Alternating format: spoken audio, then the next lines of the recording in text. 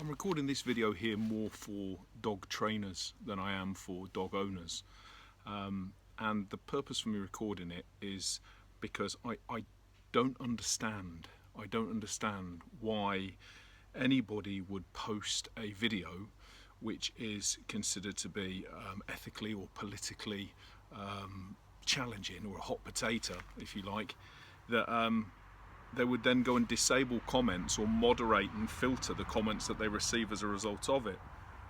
And it happens on both sides of the sort of, like, you know, the annoying dog training argument between dog trainers, which is whether you should use corrections or whether you should use rewards or whether you sit somewhere in the middle or whatever else.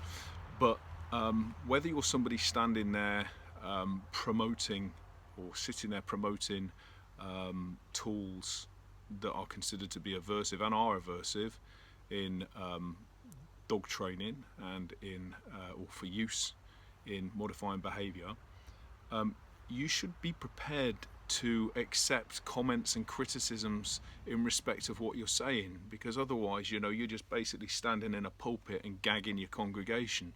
And I don't understand why you do that. And if you're to say, well, it's because I haven't got the time for the negative comments, don't answer them.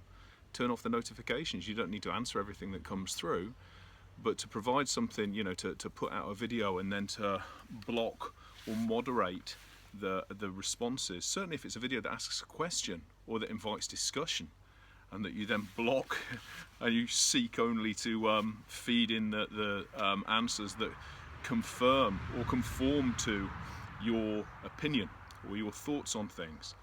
And there's this like confirmation bias that takes over, and this isn't just simply on people who are talking about aversive tools in dog training. I'll talk about aversive tools in dog training until the cows come home. I don't care, but I won't block comments, I won't disable comments, I won't, you know, prohibit people from having an opinion. And you can look through any of the comments on any of the videos and you'll see a shed load of it where people are there criticising, and my job and my response to that is to try and discuss and educate people, you know, by presenting fact and presenting sound and logical arguments in response to, you know, heated criticisms or personal insults or anything like that. The only thing that I will do when I will remove comments is when there's foul and abusive language that's put on there, and it is simply a personal attack, and there's no meat to substantiate any argument that's being put across or any difference of opinion. I don't care if people have got a heated difference of opinion, I'll talk with that, I'll discuss with that, but where it's just a personal onslaught, you know, or as I say, certainly foul language, then that will go, because that's of no benefit to anybody. And this isn't just for that side of the fence. You know, I was watching a video a few days ago from a guy who was saying, if he sees this, you'll know exactly who you're talking about, and I'd question why you've censored my responses. I mean, it raises an eyebrow, it causes me to raise an eyebrow whenever anybody thinks I'm not going to listen to what you've got to say in respect of my discussion. Certainly when it's not, or when it's a pertinent question that's being put forward. But there was this video where somebody is saying women are less punitive in dog training than men. Based on two seminars, where one of the seminars that was reward based had more women, and one of the seminars that was more aversive, punitive based had more men. And so from that's your sort of like evidence.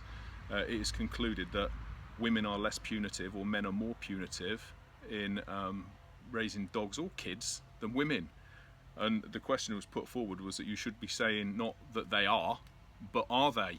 You know, one is leading people down an alleyway, which is your own personal opinion that you want to try and have people bolster, and the other one's a genuine discussion. Well, it doesn't even make it through. The question doesn't even make it through because the person is more interested in feeding what they want to hear. And that's bad, because you'll never grow, you'll never develop if all you do is you know, surround yourself with people that agree with you and like what you do. You'll certainly never influence the minds of anybody who doesn't.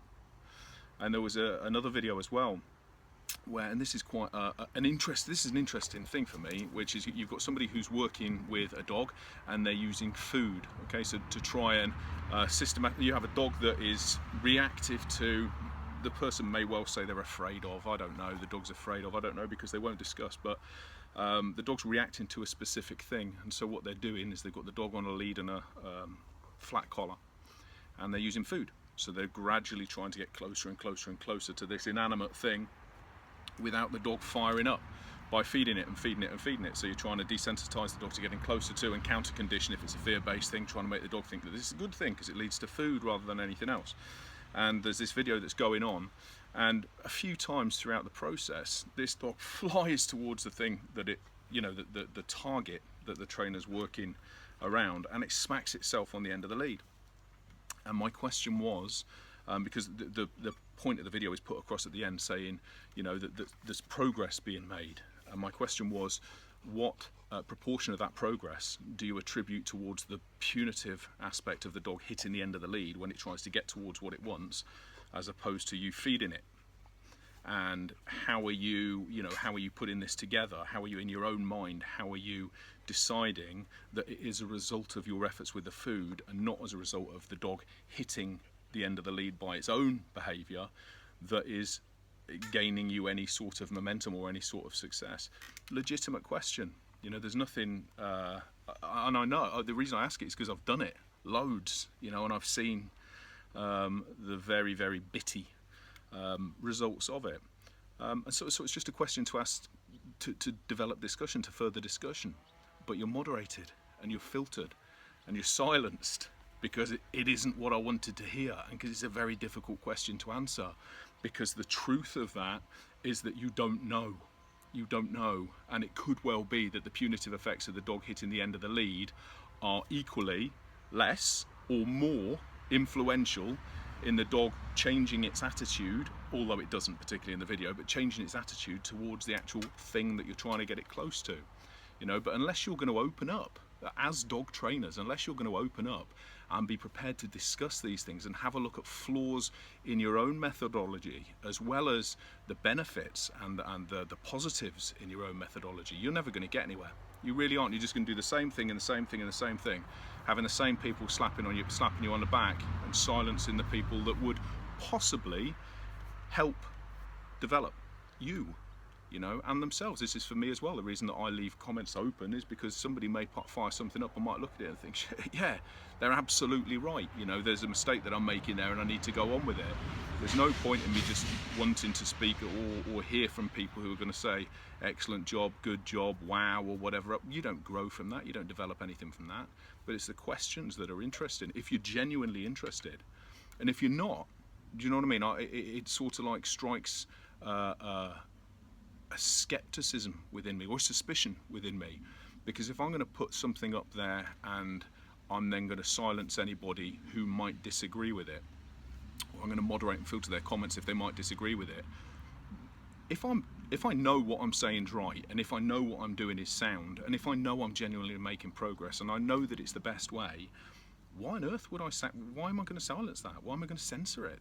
Because when you're right and when you're truthful and you're honest, there's nothing to be afraid of, you know, because you can evidence to the hilt what you're saying. You can support anything, any claims that you make. It's very easy to support fact and support truth, but it's a lot more difficult. It's uncomfortable when you're not 100% sure, or certainly if you think, you know, probably not. But all I would say is, you know, for the people that do disable their comments or filter or moderate what is genuine inquiry or genuine critique of what you're doing, I'd think again. You know, I really would think again. If you want to develop anything, it comes across as that you're just there to market, you're just there to pump yourself and publish yourself, you know, get your name put across YouTube, but there's no substance to it, you know, unless you're going to actually debate and interact with people.